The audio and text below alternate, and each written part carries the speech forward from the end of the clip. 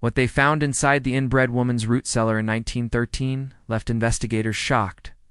The silence hit Sheriff Brody first. No animals, no life, just the thick, suffocating quiet of buried secrets.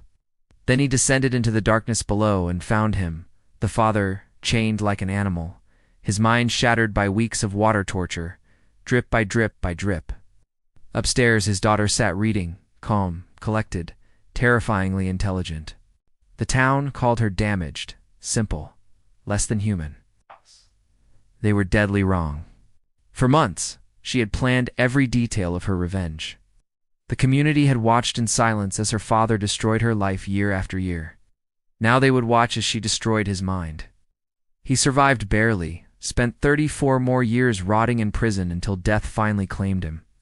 But here's the question that haunts this case. When an entire town chooses silence over justice, who really decides what punishment fits the crime? The autumn wind cut through the Montana territory like a blade through bone, carrying with it the scent of dying leaves and something else, something Sheriff Thomas Brody couldn't quite name, but recognized in his gut as the smell of secrets left too long to rot. He had been in Millbrook Township for less than 3 months, long enough to learn that the isolation bred its own particular brand of silence, the kind that settled over a community like morning frost and never quite thawed. The letter from Mayor Henderson had been brief when they offered him the position. Good men needed discretion, valued above all.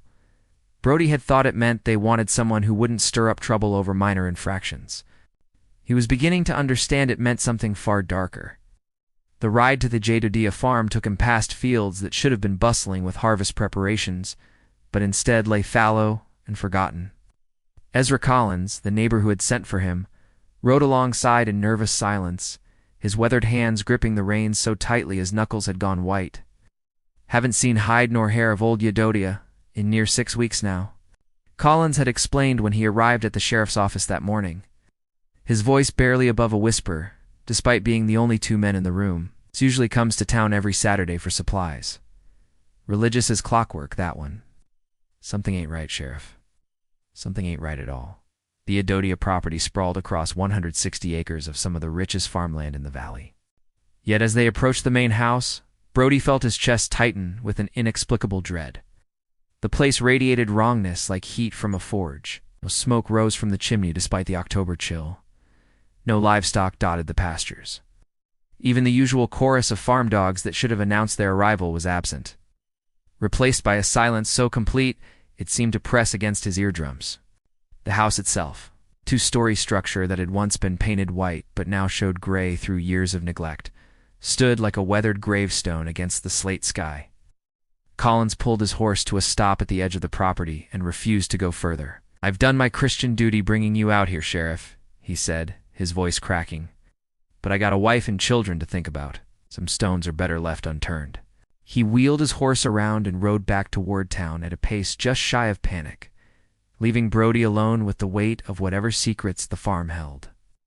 The front door stood slightly ajar, revealing nothing but darkness beyond. Brody called out as he approached, his voice echoing strangely in the still air. "Mr. Jedediah, this is Sheriff Brody. I'm here to check on your welfare." Nothing. He pushed the door open with the toe of his boot, his hand instinctively moving to rest on the grip of his Colt revolver. The interior of the house was neat to the point of obsession, every surface clean, every item in its precise place. It was the home of someone who valued control above all else. And that realization sent a chill down Brody's spine that had nothing to do with the temperature. He found her in the sitting room, cross-legged on the floor beside a dying fire, a thick volume of what appeared to be medical text spread open in her lap. Ari Jedediah looked up at him with eyes the color of winter sky, and Brody felt something fundamental shift in his understanding of the world. This was no simple farm girl.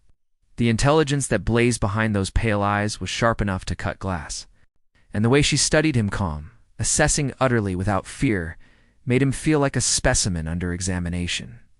She was perhaps 25 years old, though the isolation and whatever hardship she had endured made it difficult to tell. Her dark hair was pulled back severely, and her clothes, while clean and well-mended, spoke of years of making do with little. "Good afternoon, Sheriff," she said, her voice cultured and precise in a way that seemed impossible given her circumstances. "I've been expecting you."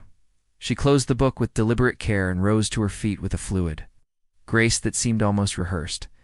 "I assume Mr. Collins finally worked up the courage to send for the law. He's been riding past our property every few days, staring at the house like he expected it to burst into flames." Brody found his voice, though it came out rougher than he intended.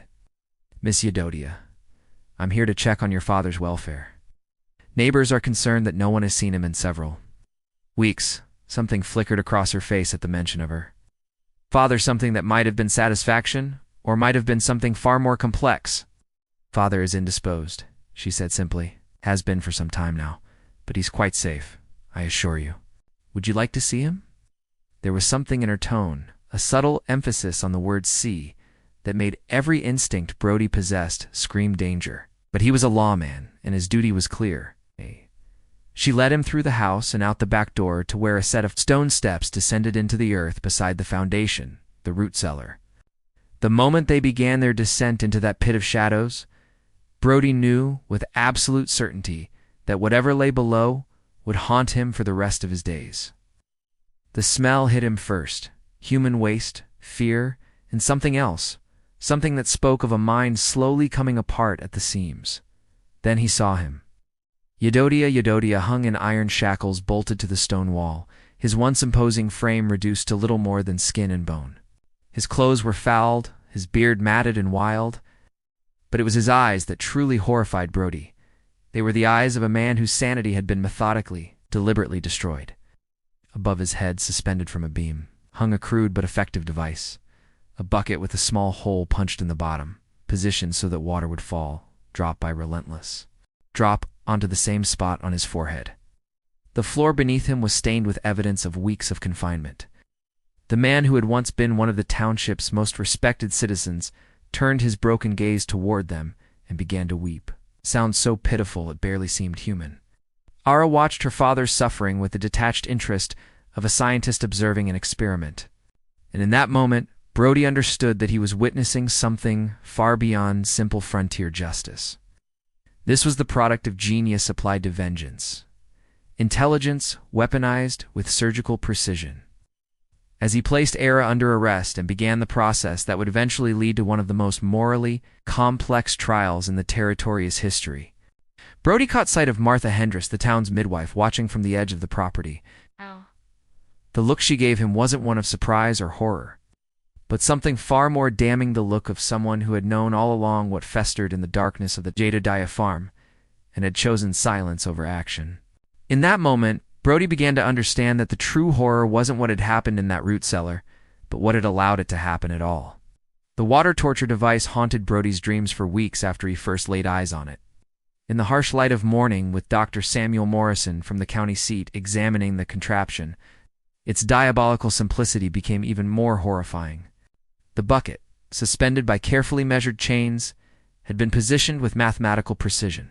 Each drop fell exactly every 4 seconds, onto the same spot on Giadodia's forehead. A rhythm calculated to drive a man slowly, methodically insane.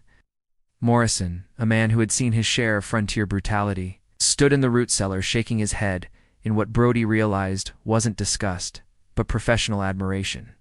Whoever designed this understood human psychology better than most trained physicians, Morrison said, his voice echoing off the stone walls. The Chinese have been perfecting this technique for centuries, but this implementation shows a level of sophistication I wouldn't expect from someone without formal education. The positioning, the timing, even the choice of restraint, everything was calculated for maximum psychological impact while keeping the subject alive and aware. He traced the chain links with one finger, counting under his breath. 6 weeks, you estimated. Most men would have broken completely in half that time. Brody watched Ara through the barred window of the makeshift cell he had constructed in the back room of his office. She sat perfectly still, her hands folded in her lap, reading what appeared to be a volume of Shakespeare that someone had smuggled to her. There was no fidgeting, no pacing, none of the agitation he expected from someone facing potential execution. Instead, she displayed the calm of someone who had planned for every possible outcome, including this one.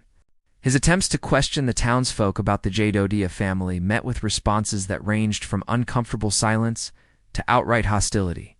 8. At the general store, proprietor William Marsh claimed he barely knew the family despite Yedodia having been a regular customer for 15 years.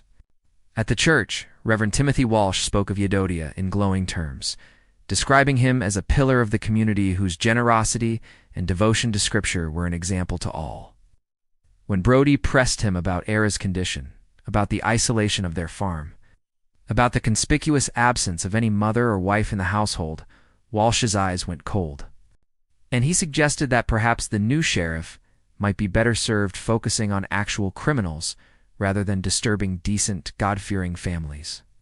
The pattern was always the same: praise for Yedodia, dismissive comments about Ara's mental state, and an underlying current of resentment toward Brody for asking questions that decent people shouldn't need to ask.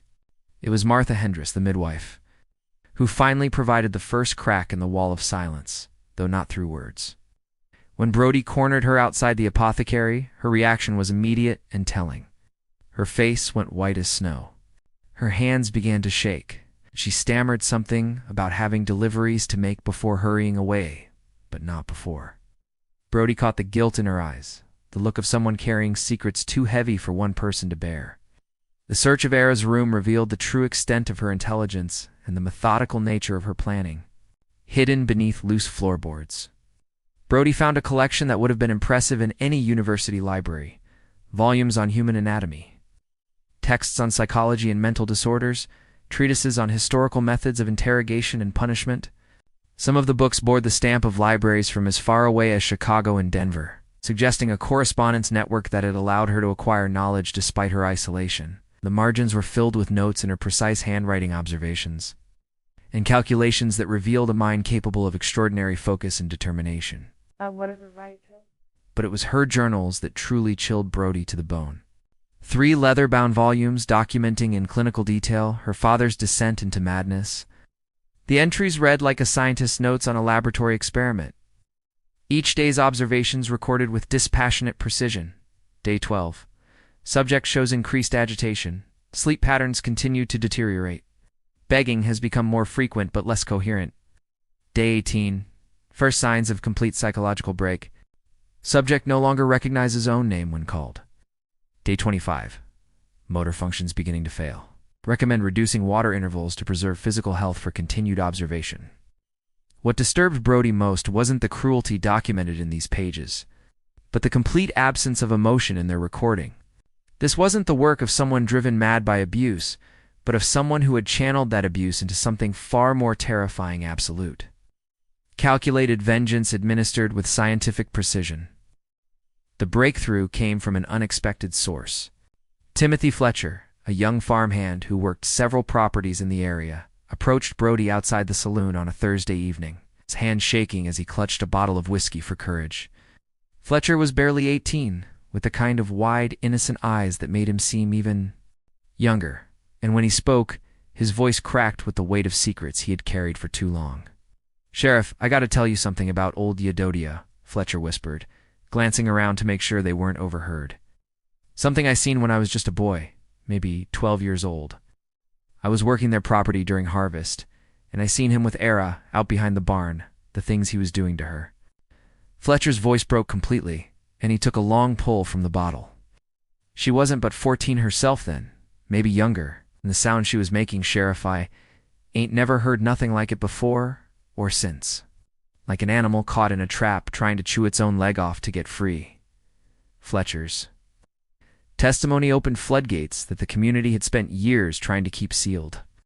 Other workers came forward reluctantly with similar stories, tales of screams coming from the Yedodia house at all hours, of Era appearing in town with bruises that Martha Hendress would dismiss as clumsiness, of Yedodia's sermons about the righteous duty of fathers to discipline their daughters, delivered with an intensity that made even the most devout parishioners uncomfortable. But what truly began to sicken Brody wasn't just the extent of Yedodia's cruelty. It was the community's willful complicity in allowing it to continue. Martha Hendress had delivered medical care to Era countless times over the years, treating injuries that could only have come from systematic abuse. Reverend Walsh had provided spiritual counsel that seemed designed to justify rather than condemn Yedodia's actions. The mayor, the store owners, the other farmers all had chosen to look away rather than confront the horror that festered in their midst. As the evidence mounted, Brody found himself facing a truth more complex and morally ambiguous than any he had encountered in his years as a lawman. Ara was undoubtedly guilty of torture and attempted murder. But the community that now demanded her execution had created the very monster they sought to condemn through years of calculated indifference to suffering that happened behind closed doors. The water torture device in that root cellar wasn't just Ara's weapon of revenge. It was the culmination of a community's moral failure, inevitable result of choosing silence over justice for far too long.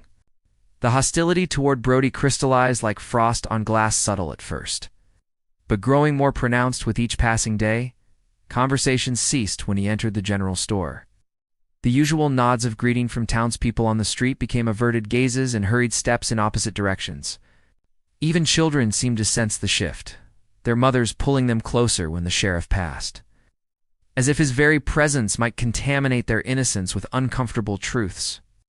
Mayor Henderson, who had been effusively welcoming when Brody first arrived, now spoke to him in clipped official tones, suggesting that perhaps the new sheriff was allowing himself to become too deeply invested in what should be a straightforward case of criminal insanity. The deeper Brody dug into the Yedodia family history, the more disturbing the picture became. The township's land records, painstakingly maintained in the basement of the municipal building, revealed a pattern that made his stomach turn. The Yedodia holdings had been consolidated over 3 generations through marriages that violated every natural law. Brothers marrying sisters, uncles taking nieces as wives, a deliberate cultivation of isolation that had been sanctioned by the very community that now sought to distance itself from the consequences. The family tree wasn't a tree at all, but a twisted knot of genetic horror that explained not only Ara's physical appearance, but the psychological devastation that had shaped her entire existence. Church records told an even darker story. Baptisms with no mothers listed. Marriages performed in private ceremonies, with no witnesses beyond the minister. Births recorded with such vague details that they seemed designed to obscure rather than document. Reverend Walsh's predecessor, a man named Father Mackenzie, who had died under mysterious circumstances 15 years earlier, had left behind personal notes that painted a picture of moral anguish. "The Lord tests us in ways we cannot fathom." One entry read, "I have performed ceremonies that sicken my soul, but to refuse would mean these children have no chance at salvation at all. God forgive me. I have become complicit in abominations that will haunt me to my grave." Martha Hendress finally broke on a cold November morning when Brody cornered her outside her modest home, blocking her path with the determination of a man who had run out of patience for evasion and half-truths. She was a woman in her 50s, weathered by decades of frontier life, but still possessed of the steady hands and sharp eyes that made her invaluable to the community. When Brody spoke her name, she seemed to age 10 years in an instant, her shoulders sagging under the weight of secrets she had carried for far too long. "You don't understand what you're asking of me, Sheriff," she said, her voice barely above a whisper. "You think you can just ride into our town and demand we tear open wounds that have been carefully tended for generations? Some truths are too dangerous to speak aloud." But Brody had moved beyond the point where he could accept such reasoning. He had seen too much, learned too much about the systematic cruelty that had been allowed to flourish under the protection of communal silence. "Mrs. Hendress," he said, his voice carrying an edge of steel that surprised them both, "I have evidence of systematic abuse spanning decades. I have testimony from farmhands about things no child should endure. I have a young woman sitting in my jail who orchestrated one of the most methodical acts of torture I have ever encountered. Now you can help me understand how we got here, or you can explain to a federal judge why you chose to enable it."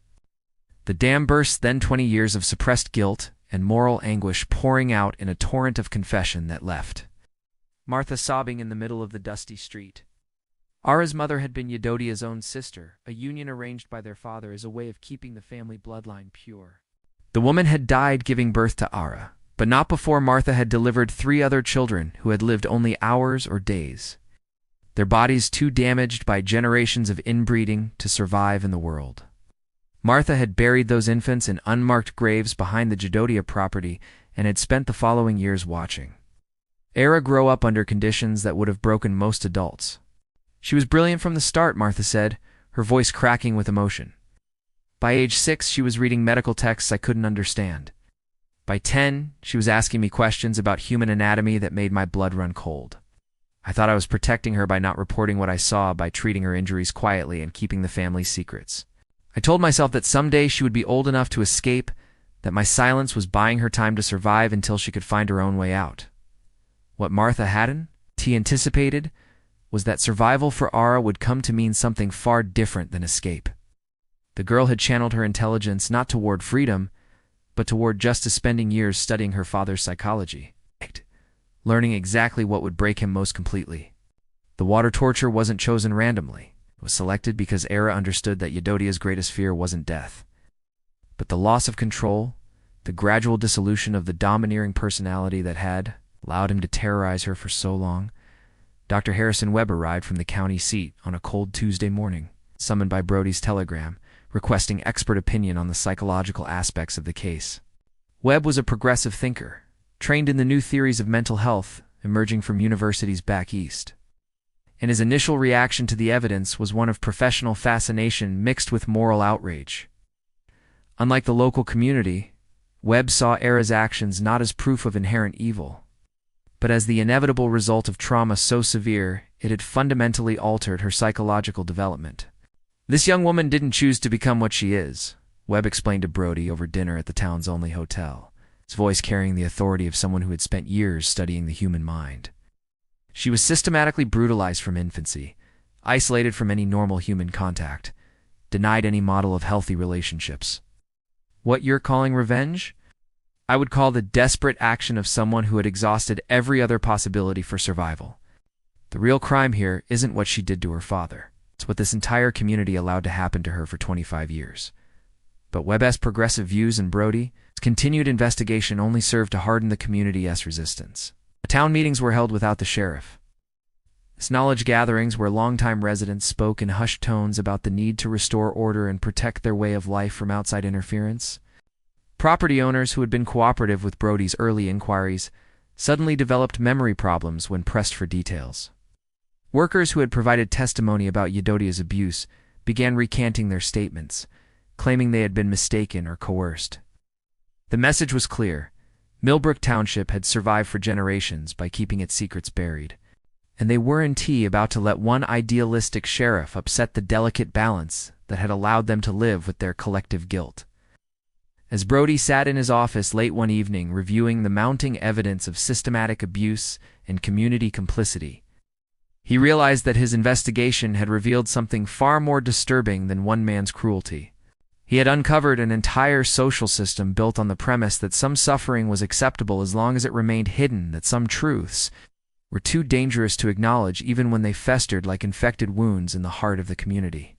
Yedodia survived his ordeal in the root cellar, though survival was perhaps too generous a term for what he had become. Dr. Morrison's initial examination revealed a man whose body had been pushed to the absolute limits of human endurance, but whose mind had shattered completely under the relentless psychological assault. The once imposing patriarch who had terrorized his daughter for decades now cowered at shadows, flinched at the sound of dripping water, and responded to questions with the vacant stare of someone whose consciousness had retreated to some unreachable place deep within his broken psyche. He was transferred to the territorial asylum in Helena, where he spent his days rocking back and forth in a corner cell, occasionally muttering fragments of scripture that made no coherent sense to anyone who listened. The trial began on a crisp December morning with the kind of fanfare typically reserved for traveling circuses or political rallies. Spectators arrived from neighboring townships, drawn by newspaper accounts of the bizarre case that promised to deliver both moral outrage and titillating details about frontier depravity.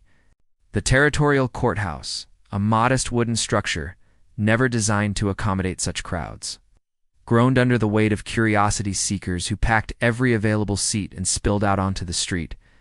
Judge Cornelius Blackwood, a stern man in his 60s who had built his reputation on swift justice and unwavering adherence to territorial law, presided over proceedings with the grim determination of someone who viewed this case as a test of civilized society, its ability to maintain order in the face of unthinkable acts.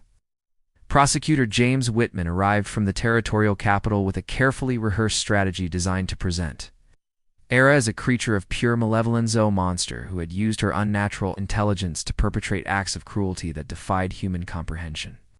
Whitman was a skilled orator who understood that frontier juries responded to moral clarity rather than psychological complexity. And he painted R.A.'s actions in the starkest possible terms. Here was a woman, he argued, who had coldly calculated her father's suffering, who had studied the most effective methods of torture with the dedication of a scholar, who had watched her victim's sanity crumble with the detached fascination of a scientist observing an interesting specimen. The prosecution's witnesses testified with the rehearsed precision of people who had been carefully coached to present a unified narrative. Mayor Henderson spoke of Jedediah's sterling reputation in the community, his generous donations to the church, his unwavering commitment to moral principles that had made him a pillar of respectability. Reverend Walsh described Era's disturbing behavior from childhood, her inappropriate questions about human anatomy, her unsettling intelligence that seemed unnatural in a young woman. Store proprietor William Marsh recounted incidents where Era had displayed what he characterized as manipulative cunning, using her supposed simplicity to gain access to materials that no decent woman should possess. Throughout their testimony, Era sat with the same unnerving composure she had displayed in Brody's makeshift cell, her pale eyes fixed on each witness with an intensity that seemed to strip away pretense and expose the lies beneath. When Judge Blackwood asked if she wished to be represented by counsel, she declined with a slight smile that sent shivers through the packed courtroom. She announced in her cultured voice, handled her own defense, a decision that prompted horrified whispers from the gallery and visible relief from the prosecution, who clearly believed they were facing someone whose arrogance would lead to swift self-destruction. But Era's cross-examination of the prosecution witnesses revealed the full extent of her intellectual capabilities and her intimate knowledge of the community's darkest secrets.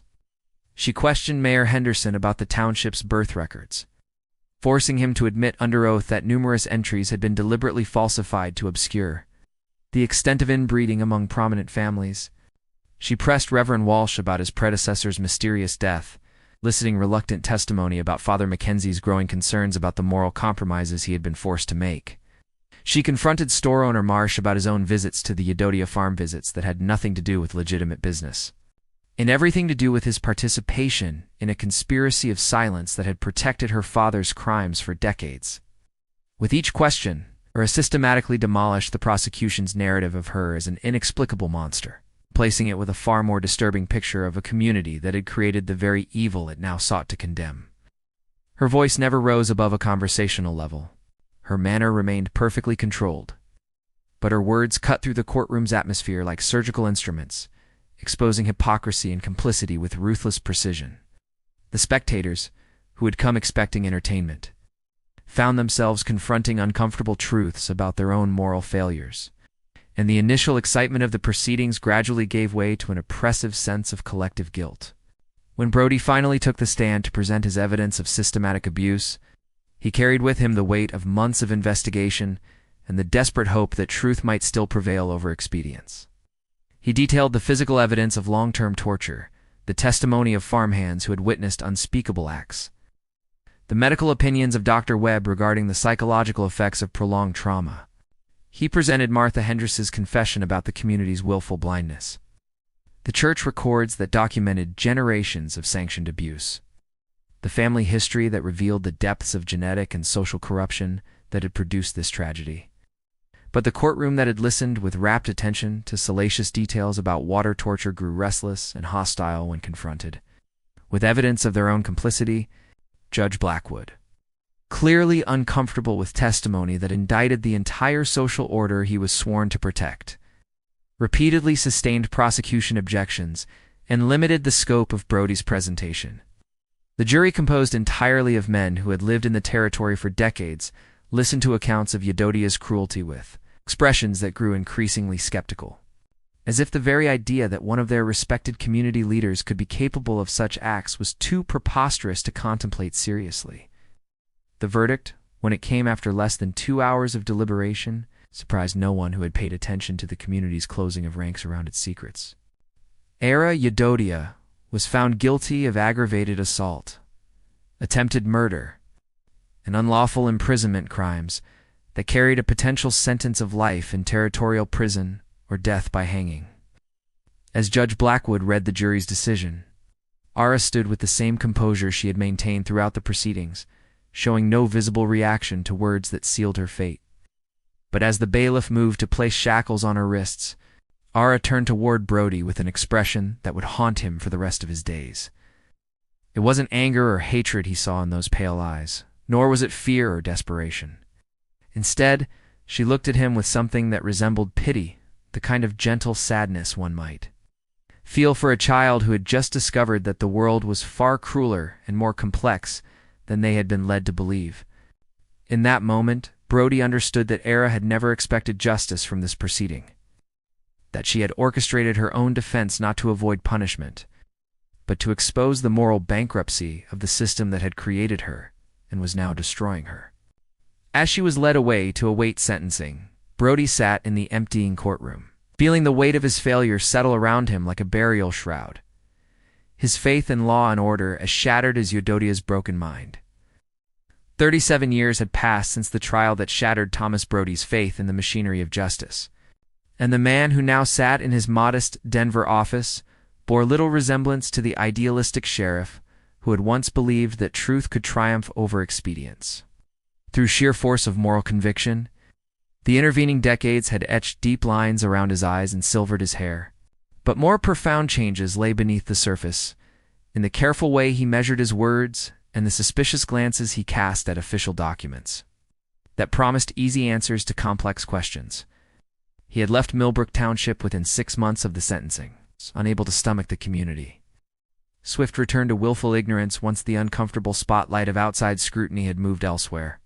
His subsequent career in law enforcement had been marked by steady competence rather than crusading zeal, the passion for justice tempered by hard-won understanding of how rarely the world rewarded those who insisted on digging too deeply into buried truths.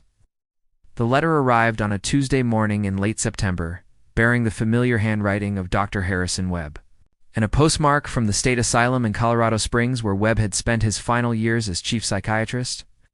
Brody's hands trembled slightly as he broke the wax seal knot from age, but from the certainty that whatever news the letter contained would force him to confront memories he had spent decades trying to bury.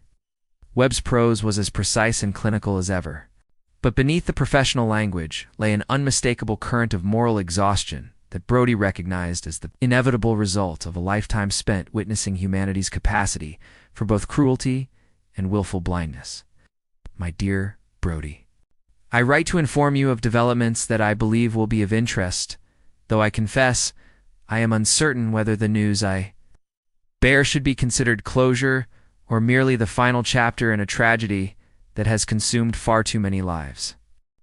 Eudodia died last month in the Territorial Asylum. 34 years after his commitment following the trial you so valiantly fought to make meaningful, his passing was neither peaceful nor dignified. He spent his final decades as a hollow shell, occasionally lucid enough to remember fragments of his crimes, but never sufficiently coherent to feel genuine remorse for the suffering he had inflicted. The attending physicians reported that his final words were a repetition of scripture about the righteousness of paternal authority, suggesting that even madness could not entirely erase the self-serving justifications that had allowed him to perpetrate such horrors for so long. But it was Webb's account of R.S.'s fate that truly captured Brody's attention and forced him to confront the complex legacy of that long-ago winter when he had tried so desperately to serve justice in a community determined to protect its secrets. Following her conviction, Ara had been sentenced to 25 years in the Territorial Women's Prison, but her case had attracted the attention of progressive reformers who recognized that she represented something far more complex than simple criminal insanity. Dr. Margaret Thornfield, one of the first women to practice psychiatry in the Western Territories, interviewed her extensively and concluded that her actions were the inevitable result of systematic trauma rather than inherent evil. Thornfield's intervention had led to Ara's transfer after 7 years to a specialized institution for the criminally insane, where her remarkable intelligence was finally recognized and channeled toward constructive purposes. She became our librarian, Webb wrote, his admiration evident even in his careful prose. All my years of practice, I have never encountered a mind quite like hers. She cataloged our entire medical collection, translated texts from German and French, even wrote several papers on the psychological effects of isolation that were published in respected journals under a pseudonym. More importantly, she found peace in those quiet halls lined with books, surrounded by knowledge rather than the cruelty that had defined her early life. She spoke little of her past, but when pressed, she would say only that she harbored no regret for her actions against her father, viewing them as necessary surgery to remove a cancer that had been poisoning her world for too long. She died 2 years ago, quietly in her sleep, leaving behind a substantial collection of writings on human psychology that I believe will influence the field for decades to come. The letter concluded with an invitation that Brody both dreaded and felt compelled to accept. If you should ever find yourself with reason to travel through Montana territory, I encourage you to visit the old Eudodia property one final time. The farm has been abandoned since Era's conviction, and nature has begun the process of reclaiming what human folly once corrupted. I believe you may find some measure of resolution there, though I cannot promise it will be the kind of closure that brings comfort. Rather than deeper understanding of the price we all paid for allowing such darkness to flourish unchallenged. 3 weeks later, Brody found himself standing on the overgrown path that had once led to the Eudodia farmhouse. The autumn wind whistling through the broken windows of a structure that had become more symbol than dwelling. The years had not been kind to the property. The house itself sagged under the weight of neglect, its paint long since scoured away by Montana winters. Its roof partially collapsed where the timbers had finally surrendered to rot and weather. Weeds and volunteer trees had reclaimed the fields, erasing the neat boundaries that had once marked the domain of a man who had believed that isolation and control could protect him from the consequences of his actions. But it was the root cellar that drew Brody's attention, the stone steps descending into earth that had witnessed both unimaginable cruelty and its terrible resolution. The wooden door had long since fallen from its hinges, and debris from decades of abandonment littered the floor where Eudodia had once hung in shackles.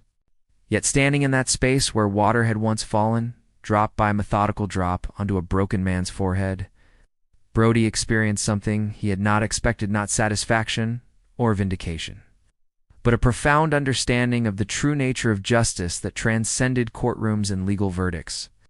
Era had achieved something that his investigation and the subsequent trial could never accomplish. She had forced a reckoning not just with one man's crimes, but with the entire system of willful ignorance that had enabled those crimes to flourish. Her actions in this cellar had been both an act of personal vengeance and a form of moral surgery, cutting away not just her father, his capacity for further harm, but the community's ability to pretend that such harm had never existed. The water torture device might have been dismantled decades ago, but its psychological impact had rippled through the township, like concentric circles on a pond, forcing every resident to confront their own complicity in maintaining a silence that had protected cruelty at the expense of justice. As Brody climbed back up the stone steps and walked away from the abandoned farm for the final time, he carried with him a bittersweet understanding that justice was far more complex than he had once believed. It was not always achieved through legal victories or official recognition of wrongdoing, but sometimes through the courage of individuals who were willing to pay any price necessary to ensure that truth could no longer be buried beneath layers of convenient denial. Ara Eudodia had found her peace as a librarian surrounded by books and knowledge, while her father had died mad and broken.